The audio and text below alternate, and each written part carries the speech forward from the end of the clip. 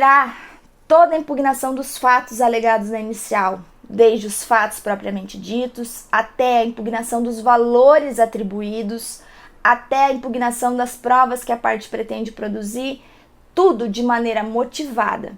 Então, a defesa de mérito, ela abrange a impugnação dos fatos narrados na inicial e toda a fundamentação jurídica que rebate o que o autor vem declarando. Vamos supor, o autor declara que ele vive uma relação de consumo. Você vai rebater dizendo que a relação não é de consumo, mas é uma relação civil. Obviamente, com fundamento jurídico. Você precisa fundamentar a sua defesa de maneira lógica, com um raciocínio jurídico, ok? Mas você precisa se defender de todos os fatos alegados pelo autor, sob pena de quê? Presunção de veracidade. Suponhamos que o autor tenha dado valor à causa, tenha dado valor a uma indenização de 100 mil reais. Impugnem esse valor. Diga que ele é excessivo. Diga que é um caso de onerosidade excessiva, de enriquecimento sem causa. Ou, subsidiariamente, que seja reduzido esse valor. Então, a defesa de mérito é impugnar todos os fatos alegados pelo autor de maneira fundamentada, com fundamentação jurídica tais quais você utiliza quando realiza uma petição inicial. Além disso, se você não impugnar, eles vão ser considerados verdadeiros os fatos alegados pelo autor, sob pena de preclusão. Depois você não tem mais tempo de fazer isso, você não pode voltar atrás. Eu lembro de um processo, e eu gosto de fazer uma análise processual aqui, porque nesse caso me chamou muita atenção.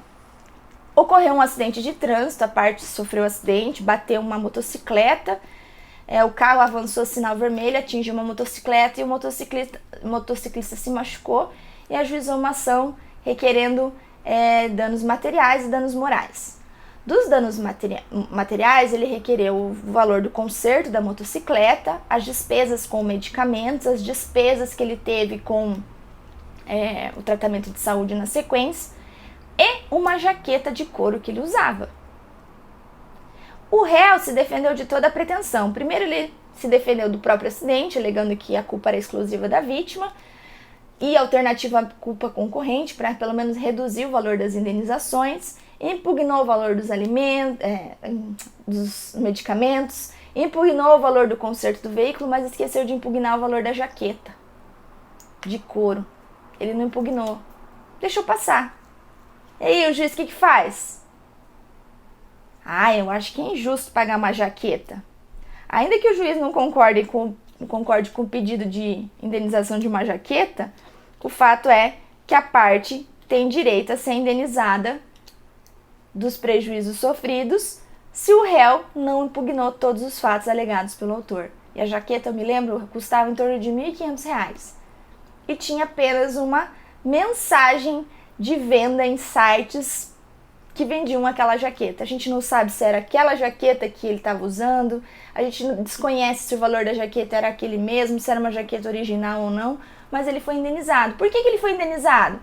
Porque ele trouxe 3 orçamentos daquela jaqueta, ninguém impugnou se ele usava ou não a jaqueta e ninguém impugnou o valor da jaqueta. Então nunca esqueçam, impugnem todas as alegações do autor, inclusive a jaqueta. Eu espero que essa dica vocês lembrem disso na hora de fazer uma petição inicial de contestação. Apresentem impugnação.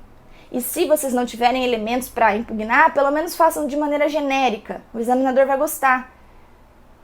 Não há provas de que utilizava-se da jaqueta. Não há provas, porque nós, como réus, temos o dever de impugnar todos os fatos alegados pelo autor, como os fatos que podem gerar fatos impeditivos, extintivos, modificativos do direito do autor, certo? Então não esqueçam disso. E toda a matéria deve ser feita nesse momento, no momento da contestação, sob pena de preclusão. Eu não posso mais fazer depois. As testemunhas podem vir falar, mas se eu não aleguei na contestação, não tem problema. Perdi a oportunidade, a minha oportunidade é agora.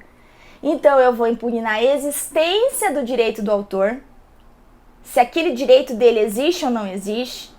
Eu vou trazer fatos que extinguem aquele direito, que modifiquem aquele direito ou ainda que impeçam aquele direito. Eu tenho o dever de fazer isso, é um dever ético em relação ao meu cliente. E lembre-se, vamos criar empatia com o cliente, vamos abraçar ele.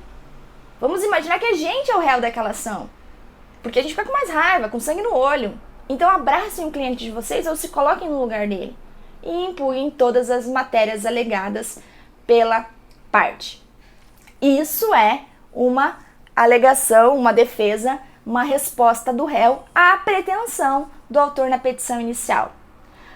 Ademais, nós temos a possibilidade, dentro da mesma resposta do réu, dentro da contestação, de reconvir.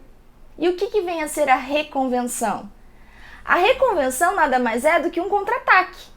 Eu estou dentro de uma situação jurídica, aquela pessoa já ajuizou uma ação contra mim, eu já me defendi dela, mas eu tenho direito em relação a ela. É um instrumento pela qual o réu, ele apresenta em face do autor uma pretensão que ele tem direito. Instrumento que possibilita ao réu apresentar uma pretensão conexa com a ação principal ou com o fundamento da contestação, mas em seu favor. Eu vou buscar uma pretensão em juízo sem que eu precise ajuizar a ação.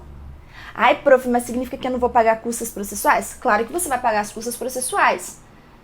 Isso não significa que você vai ficar isento de custas porque você faz dentro da própria contestação, mas entretanto, você já aproveita, o processo já está em andamento, já formou a angularização processual, já temos um triângulo processual, juiz, autor e réu.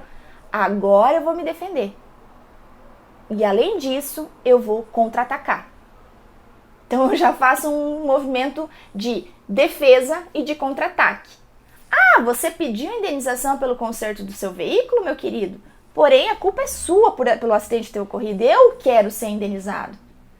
Ah, você pediu indenização por injúria porque você foi vítima de eventuais ofensas em redes sociais? Muito pelo contrário, quem me ofendeu foi você. Então, quem sofreu danos morais fui eu e eu quero desde já ser reparado desse prejuízo. Nesse momento, a gente muda a nossa estratégia quando se fala de nomenclatura. Autor e réu se transformam em reconvinte, réu reconvinte e autor reconvindo. A gente muda a nomenclatura. Continuo sendo réu, mas agora eu sou um réu reconvinte. Eu reconvenho daquela pretensão, eu contra-ataco. E, em contrapartida, aquele autor, ele é um autor reconvindo. Eu troco essa nomenclatura. E da mesma forma que uma petição inicial, eu também vou dar valor à causa da minha reconvenção. Essa é uma particularidade bem específica que vocês não podem esquecer. Vale uma atenção aqui. Na verdade, valem 3 atenções. A primeira atenção é passível que o réu só promova a reconvenção sem contestação. O examinador da ordem vai querer isso? Claro que não, né? Fica muito fácil. Mas é possível. Então, caso vocês se deparem com questões discursivas nesse sentido, saibam que é admitido, sim, promover uma reconvenção sem contestação. Não tem problema nenhum, não tem prejuízo nenhum. Além disso, esse procedimento de reconvenção tem que ser compatível com o juízo que vai julgar a ação principal. Nós temos que ter uma compatibilidade aqui nas causas de pedido e pedido para aquele juízo e, portanto, o juízo precisa ser competente. E a terceira observação, a terceira atenção, é uma atenção que nem consta aqui no material de apoio, que é: o examinador não vai querer que vocês apresentem só a reconvenção. Eles vão querer que vocês apresentem a contestação, cumulada com reconvenção. Então, o examinador vai ser esperto, ele quer saber se você pode se defender e se você pode contra-atacar, correto? Então, essa é a lógica na defesa do réu. Além disso, a defesa do réu também admite, lá na nossa resposta do réu, nós admitimos a presença de terceiros, que terceiros venham participar do processo. O que nos interessa? Eu vou explicar nossas intervenções de terceiro no ordenamento jurídico de maneira bem breve, mas o que nos interessa para a resposta do réu? Nós temos a assistência, que é quando um terceiro que tem interesse jurídico na causa, ele ingressa no processo. Isso acontece de uma maneira bem informal, é uma petição incidental, não é na contestação. Então o assistente descobriu e ele tem interesse jurídico na causa, ele vai lá e peticiona e fala: viu, quero ser assistente, quero participar, quero assistir o autor, quero assistir o réu. Quero participar do processo porque eu tenho um interesse jurídico. Então não é na contestação que a assistência aparece necessariamente. 2, e importante, denunciação da lide. Na denunciação da lide, é possível que tanto o autor quanto o réu tenham esses denunciados na petição inicial na contestação, mas o interessante é que na denunciação da lide vem dentro da nossa contestação. O que importa é nós sabermos disso. Então, ela vai ser apresentada tanto pelo autor quanto pelo réu, com a finalidade de trazer aos autos o garantidor, ou seja, aquela pessoa que vai garantir a obrigação, para a gente evitar, talvez, uma ação regressiva no futuro. A típica história da seguradora do veículo, da seguradora da casa, da seguradora no caso de vida, né? Então, eu vou poder ter uma ação regressiva no final. Porém, para que eu agilize isso, eu posso fazer e trazer esse indivíduo, esse terceiro, por meio de um tópico na minha resposta do réu, que é dentro da contestação. O chamamento ao processo também ocorre na contestação, que é quando eu trago quem? Os demais codevedores. Então, eu vou abrir um tópico na minha resposta, na minha contestação, chamando ao processo quem também deve naquela pretensão, os codevedores, o fiador, por exemplo. E aí, nesse contexto, a gente tem a possibilidade de também incluí-la lá na nossa petição inicial. Na hora que a gente desenvolver a estrutura, vocês já vão entender. Tem a hipótese de incidente de desconsideração da personalidade jurídica e o amicus curiae. Ambos são situações de intervenção de terceiro que, todavia, admitem mera petições incidentais ao longo do processo, não precisam necessariamente constar na nossa resposta. O que vale é a gente entender.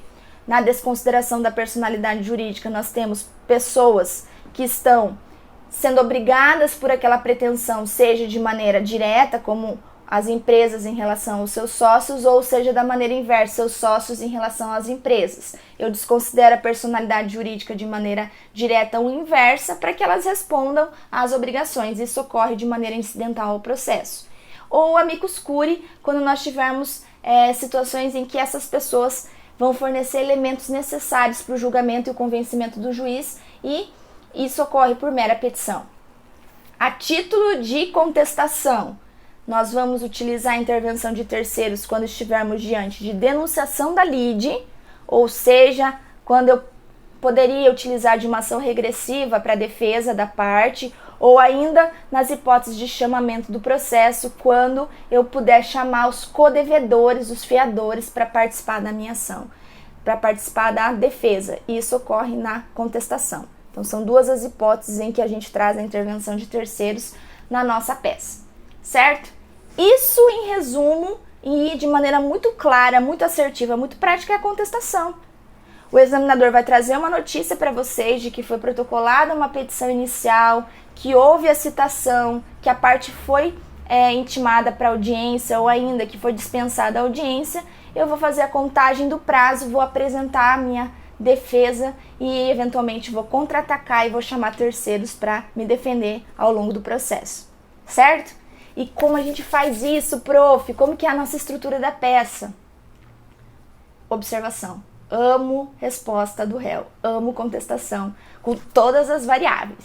Com intervenção de terceiros, com reconvenção, com preliminares. Primeira parte. Estrutura da peça, resposta do réu. E como se desenvolve a estrutura dessa peça? Bom, a estrutura da resposta do réu ela é um pouco mais simples, mas ao mesmo tempo ela tem algumas particularidades. Ela precisa ser bem desenvolvida e, obviamente, ser bem estruturada para que vocês tenham uma aprovação com nota máxima, correto? Pois bem, o endereçamento vai ser sempre para o juízo que determinou a citação do seu cliente, do réu da ação. E aqui só um parênteses, a gente pode chamar de requerido, a gente pode chamar ele de demandado, tá? Muito depende do que for colocado no enunciado da questão, mas geralmente a expressão é réu. Então, o réu da ação, ele vai endereçar a petição de resposta, a petição de contestação ao juízo que lhe citou, ainda que esse juízo seja incompetente, porque a incompetência você vai alegar lá na preliminar de incompetência do juízo, seja absoluta ou seja relativa. Então, se você for citado por um juízo, seja ele quem for, competente ou incompetente, é para ele que você endereça. Isso é interessante porque o nosso examinador já nos dá essa dica, ele já dá essa resposta para nós, então o endereçamento fica fácil. Segundo ponto, vocês vão dar número aos autos de vocês, não que vocês vão inventar um número. Caso o nosso examinador dê número à ação da qual o seu cliente foi citado, vocês vão indicar o número dos autos. Se não tiver número, vocês apenas fazem um enunciado, auto sob número, entre parênteses, letra X ou 3 pontinhos, para que vocês identifiquem que você sabe que aquela peça já foi autuada. Lembra que eu falei no início da aula? Teve uma autuação, ela recebeu um número? Então, é aquela autuação, aquele número que vai ser anexado à petição de contestação de vocês. Na sequência, vocês vão trazer o nome do cliente de vocês, o nome do réu. Eu sempre indico que realize nova qualificação, ainda que essa qualificação seja entre parênteses, né? Porque a gente não sabe todos os dados do cliente, por exemplo, estado civil, se tem ou não união estável, o endereço eletrônico, o domicílio, para que vocês demonstrem para o examinador de vocês que vocês sabem que ele precisa ser qualificado lá nos termos do artigo 319 do Código de Processo Civil. Ou ainda, aqueles que optarem e que têm uma escrita um pouco mais extensa, mencionem que o réu já foi qualificado nos autos sob número tal, em trâmite naquele juízo e que agora, na contestação, ele vem representado também por um advogado. Não esqueça, esse advogado precisa ser mencionado na nossa petição de contestação, assim como na petição inicial, porque ele tem que estar representado por um advogado. Porque geralmente as nossas petições não são do Juizado Especial Cível, também já mencionei nas aulas anteriores. Ok, e eu venho, por meio dessa petição, apresentar contestação nos termos do artigo 335 do Código de Processo Civil, ou ainda uma contestação cumulada com reconvenção. Então tomem cuidado, se houver um contra-ataque, se vier uma resposta do réu também como contra-ataque, nós vamos fazê-la acumulada com reconvenção. Pelas razões de fato e de direito que passa a expor. Primeiro tópico, noticiem, informem como vocês chegaram até aqui. Façam um breve relato da ação. Lembrando, vamos nos ater aos dados informados no enunciado da questão, da peça processual. Então vocês vão fazer um breve resumo, um breve relato da ação que foi proposta até o momento da citação. Segundo tópico, e não menos importante por ser segundo, né, é a tempestividade. Mencionem o dia da citação, se foi ou não designada a audiência, o início do prazo, qual foi o primeiro dia útil a ser contado.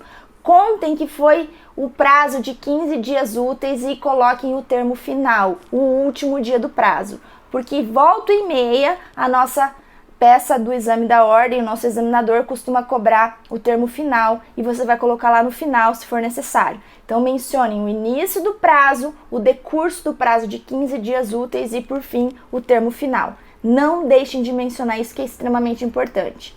Na sequência, abram um tópico preliminares. As preliminares estão elencadas no artigo 337 do Código de Processo Civil e vocês vão verificar, de acordo com o enunciado, quais são as preliminares que devem ser arguidas. Lembrando que a gente não precisa alegar todas as 13, só as que são cabíveis no caso concreto. Depois, não menos importante, aliás, é toda a importância da peça de contestação de vocês, o mérito da ação. Lembrando, regras de prescrição e regras de decadência são matérias de mérito, porque com ela nós temos o julgamento de mérito nos termos do artigo 487 do Código de Processo Civil. Então, se nós estivermos diante de situações de prescrição do direito do autor ou decadência do direito do autor, é esse o momento que vocês vão alegar na petição de vocês, é a estrutura da peça de vocês. E não deixem de impugnar todos os fatos e fundamentos jurídicos da petição inicial sob pena de reclusão. Lembram da jaqueta? Então mencionem, impugnem, rebatam valores, fatos, argumentos com lógica, com raciocínio jurídico. Façam subsunção dos fatos ao direito aplicável à espécie. Se estivermos diante de denunciação à lide ou chamamento ao processo, abram o tópico intervenção de terceiros. Seja uma intervenção de terceiros como denunciação da lide, seja intervenção de terceiros como chamamento ao processo. E, por fim, tragam a reconvenção, se for o caso de um contra-ataque. Tragam argumentos como se vocês desenvolvessem uma peça de petição inicial igualmente. O teu direito aplicável àquele caso concreto, a subsunção à norma e, consequentemente, o valor a ser pedido, a quantia que você entende devida pelo autor reconvindo, ok? E os pedidos, prof? Eu vou pedir procedência? Não. Vocês vão pedir, lá nos pedidos da contestação de vocês, Primeiro, reconhece a minha preliminar, se for o caso. Eu quero julgamento sem mérito. Se não for o caso, reconhece prescrição e decadência, se for casos de prescrição e decadência. Mas o meu pedido principal é a improcedência da ação, não é a procedência da contestação. Eu já vi muitos alunos trazerem a procedência desta contestação. Não é a procedência da contestação, é a improcedência da ação. Daquele autor que foi e acionou o judiciário, que provocou o Poder Judiciário para uma manifestação judicial. Eu quero que aquela pretensão seja julgada improcedente. Então, requer de Vossa Excelência a improcedência da ação. Não esqueçam de fazer o pedido de intervenção de terceiro, se for o caso, nem o pedido reconvencional, se for o caso, como um pedido tradicional da petição inicial. O pedido de condenação em custas e despesas processuais, mais honorários de sucumbência, porque isso, ainda que seja implícito, atribui nota para vocês na hora de vocês realizarem a peça processual. E não esqueçam de pedir produção de provas. Requer a produção de todas as provas admitidas em direito, desde testemunhais, inspeção judicial, desde prova pericial, porque é no momento da contestação que vocês desejam uma produção de provas sob pena de preclusão. Caso haja pedido de reconvenção do réu reconvinte, um contra-ataque do réu contra o autor reconvindo, é momento de atribuir valor à causa. Então, se houver reconvenção, faça o pedido de faça a indicação do valor da causa e atribuam ali as regras de encerramento. Lembrando, só localizem e datem a peça de vocês se o examinador pedir expressamente na petição, lá no enunciado. E indique o rol de documentos, porque mesmo assim é possível que lá no enunciado da questão haja alguns documentos que podem ser anexados, lembrando que a procuração sempre é indispensável na hora de promover a contestação, os documentos constitutivos, certo? Então não esqueçam, se houver reconvenção, o valor da causa. E não esqueçam de impugnar todos os fatos e alegações do autor sob pena de preclusão. Essa é a estrutura da peça de resposta do réu. Seja ela uma contestação simples, seja ela uma contestação acumulada com reconvenção, seja ela uma contestação acumulada com reconvenção, com denunciação da lide, chamamento ao processo, ou seja, com intervenção de terceiros. Certo? É possível fazer o pedido de justiça gratuita na minha contestação? É sim, desde que haja menção no enunciado da questão. Se o enunciado da questão, lá o enunciado da peça processual não indicar que ele é um beneficiário da justiça gratuita, nem brinquem com isso, nem inventem informações, nem dados, sob pena de vocês perderem nota por isso, certo? Estrutura da peça, tranquila, simples, fácil de resolver. E como isso vem sendo cobrado pelo examinador da OAB? Geralmente, as peças processuais, elas são cobradas de contestação, são acumuladas com a reconvenção. Ela não vem sozinha, ela vem acumulada. Então, eu vou pedir para o meu editor manter o slide 7 para que vocês consigam acompanhar pela minha voz como que veio cobrada essa peça processual no exame 28 da FGV OAB. Vejam só. Júlia dirige seu veículo na rua 001, na cidade do Rio de Janeiro, quando sofreu uma batida na qual também se envolveu o veículo de Marcos. O acidente lhe gerou danos materiais estimados em R$40 mil, equivalentes ao conserto do automóvel. Marcos, por sua vez, também teve parte de seu carro destruído, gastando R$30 mil para o conserto. Diante do ocorrido, Júlia pagou as custas pertinentes ao ajuizamento de uma ação condenatória em face de Marcos, autuada sobre o número muitos uns, né? Não vou nem ler todos eles. E distribuída para a 8ª Vara Cível da Comarca do Estado do Rio de Janeiro, com o objetivo de obter uma indenização pelo valor equivalente ao conserto do seu automóvel, alegando que Marcos teria sido responsável pelo acidente por dirigir acima da velocidade permitida. Júlia informou em sua petição inicial que não tinha interesse na designação de audiência de conciliação, inclusive porque já havia feito contato extrajudicial com Marcos sem obter êxito nas negociações. Júlia deu causa ao valor de R$1.000. Já vemos aqui vários detalhes, né, pessoal? Temos aí um número do processo, temos um endereçamento, que é a 8ª Vara Cível, temos também que ambas as partes envolvidas no acidente sofreram prejuízos materiais. O Marcos recebeu a carta de citação do processo pelo correio, no qual fora dispensada a audiência inicial de conciliação e procurou um advogado para apresentar seus interesses, dado que entende que a responsabilidade pelo acidente foi de Júlia, que estava dirigindo embriagada, como atestou o boletim de ocorrência, e que ultrapassou o sinal vermelho. Pronto, a gente já tem aqui várias informações importantes para a nossa defesa. Entende que no pior cenário, ambos concorreram para um acidente, porque apesar de estar 5% acima do limite de velocidade, Júlia teve maior responsabilidade pelos motivos expostos. Aproveitando a oportunidade, Marcos pretende obter de Júlia a indenização em valor equivalente ao que dispensou ou despendeu pelo conserto do seu veículo. Ele não tem interesse em conciliação. Na qualidade de advogado de Marcos, elabore a peça processual cabível para defender seus interesses, indicando seus requisitos e fundamentos nos termos da legislação vigente. Considere que o aviso de recebimento da carta de citação de Marcos foi juntado aos autos no dia 4 de fevereiro de 2019 e que não há feriados no mês de fevereiro. Editor, pode voltar para mim. Gente, estamos diante de uma típica contestação cumulada com reconvenção. Por quê? Primeiro, teve uma petição inicial, essa petição inicial foi autuada, o juiz dispensou a audiência de conciliação e, aliás, tem uma menção aí que, inclusive, o réu da ação, que é o Marcos, não deseja realizar um acordo judicial, né? Não deseja realizar nenhuma audiência de conciliação. Temos notícia de que ele teve um prejuízo de R$30 mil e que ele entende que ela teve culpa pelo acidente. Qual é o momento processual? O momento processual é processual. Nós não estamos na fase de recurso ainda e nem numa fase pós-processual. Além disso, quem é seu cliente é o Marcos. Ele tem legitimidade. E o que você deve fazer? Apresentar uma contestação cumulada com reconvenção. Quais eram os argumentos alegados aqui? Primeiro, endereçaremos ao juízo da 8ª Vara Cível da comarca da capital do Rio de Janeiro, porque foi de lá que veio a citação. É tempestivo por quê? Porque ele foi citado e a carta de citação foi juntada, o aviso de recebimento, né, da carta de citação foi juntado aos autos no dia 4 de fevereiro de 2019. E aí a gente faz a contagem do prazo, a contar dessa data, 4 de fevereiro, a partir do dia seguinte, 15 dias úteis, e indica no final dos autos o dia que precluiria a pretensão de resposta do réu. Defesa, temos preliminar? Sim.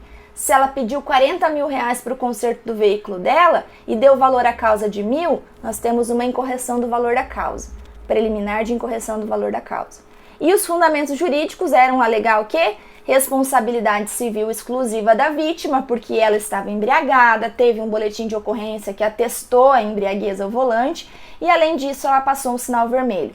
E, eventualmente, em caso extraordinário, se o senhor juiz entender que há uma culpa concorrente, vamos reduzir o valor da indenização. De todo modo, eu quero, em sede de reconvenção, ser reparado dos R$30 mil que eu gastei.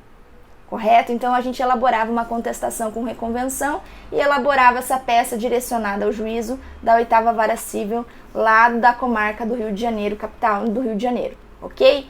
Era tranquilo de fazer, simples. Então as perguntas chaves: quem é o meu cliente? Marcos. Marcos lhe procura na condição de advogado. Quem é Marcos nessa situação? Opa, ele é um réu, porque a Júlia promoveu uma petição inicial em face dele. Ele foi citado. Então é o momento de apresentar essa resposta do réu em face da Júlia, e aí nós temos todos os elementos cabíveis aí para uma eventual sentença de procedência ao final do processo, porque é isso que a gente busca. Mas a gente pede sentença de procedência lá na nossa contestação? Não, a gente pede a improcedência da pretensão da Júlia e procedência do nosso pedido reconvencional, ok? É assim que se cobra nos exames da ordem. É isso que vocês precisam compreender. Não é um bicho de 7 cabeças. O nervosismo atrapalha muito na hora da gente realizar nossas provas e isso acaba afetando o nosso resultado no final.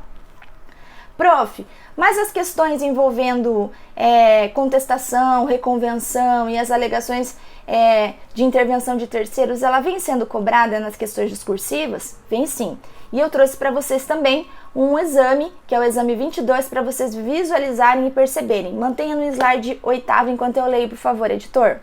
Em 10 de maio de 2016, Pedro, comprador, celebrou o contrato de compra e venda com Bruno, vendedor, cujo objeto era uma motocicleta seminova, ano de 2013, modelo X, pelo preço de R$10 mil pagos à vista.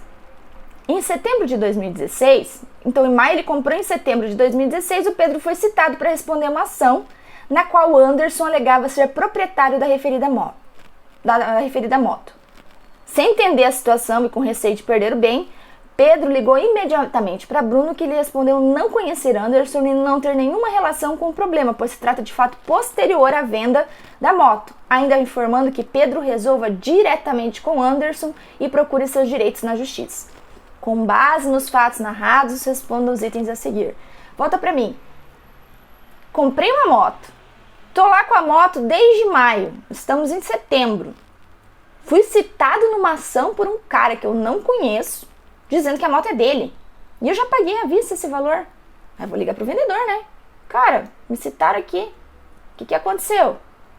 Tô citado num processo, um tal de Anderson tá dizendo que a moto é minha, que a moto é dele, desculpa. Eu já te paguei. Aí o meu vendedor fala o seguinte, que é o Bruno.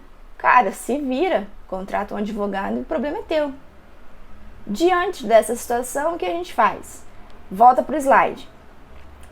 Como Pedro deverá proceder caso queira discutir a responsabilidade de Bruno na própria ação reivindicatória ajuizada por Anderson? Fundamente com o Instituto de Direito Processual adequado. Volta para mim. Gente, olha como o exame da ordem é uma forma muito estratégica de se responder.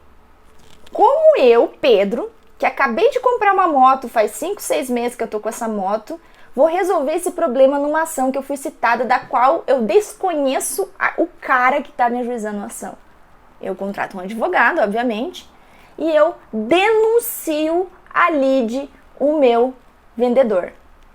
O Pedro, para resolver essa situação, porque se trata de uma situação de evicção, eu corro o risco de perder a minha moto numa ação que alguém reivindica a propriedade, vou denunciar o vendedor, que no caso é o Bruno, para que ele responda essa ação. Porque se eventualmente eu perder a moto, quem garante a indenização vai ser o vendedor, nos termos do artigo 125, inciso 1 do Código de Processo Civil. Volta para o slide. A resposta que o examinador queria: para exercer os direitos oriundos de uma evicção na própria ação reivindicatória, Pedro deverá denunciar-lhe a lide nos termos do artigo 121, inciso 1 do Código de Processo Civil, 2015. Denunciar-lhe a lide a quem? O Bruno, o vendedor. Pode voltar para mim. Então, quando a gente tem uma situação dessas, é muito fácil quando a gente se coloca no lugar. É isso que eu falo sobre ter empatia com nossos clientes fictícios. E até os reais. Eu lembro que eu falo dos reais também, né? Mas aqui é exame de ordem. Eu vou ter uma empatia. Eu estava sentadinha na minha casa, feliz da vida, tomando minha água. Toca o meu interfone quando eu vejo é um oficial de justiça me chamando para eu responder uma ação de um cara que eu nunca ouvi falar, dizendo que o meu carro, que eu paguei, é dele. Peraí, como assim? Eu comprei faz 6 meses, já paguei à vista. Não. Esse carro não é dele, não. O que eu faço? Ligo pro meu vendedor. Comprei o teu carro, paguei à vista, quem é fulano de tal? E ele diz, se resolve, o problema não é meu. Não. Quando se trata de direitos que envolvem a evicção, nos termos do artigo 125, inciso 1 do Código de Processo Civil, eu posso denunciar a lide o vendedor para que ele responda no processo. Caso lá na frente a gente descubra que o Anderson de fato era proprietário do bem, eu tenho a ação regressiva dentro do próprio processo porque eu denunciei a lide desde já. Então eu vou ser reparada desses 10 mil reais que eu investi. Certo? É isso que o examinador pretende de vocês. Conseguimos compreender? Tive uma petição inicial, o juiz citou o réu, formou a angularização, a triangularização do processo e agora o réu apresenta a sua resposta, que geralmente vem associada com um contra-ataque em face do autor. Ok? Essa é a nossa aula sobre resposta do réu. Espero que vocês tenham gostado, tenham aprendido. Até logo e nós já vamos iniciar as fases recursais. Grande beijo, até a próxima aula.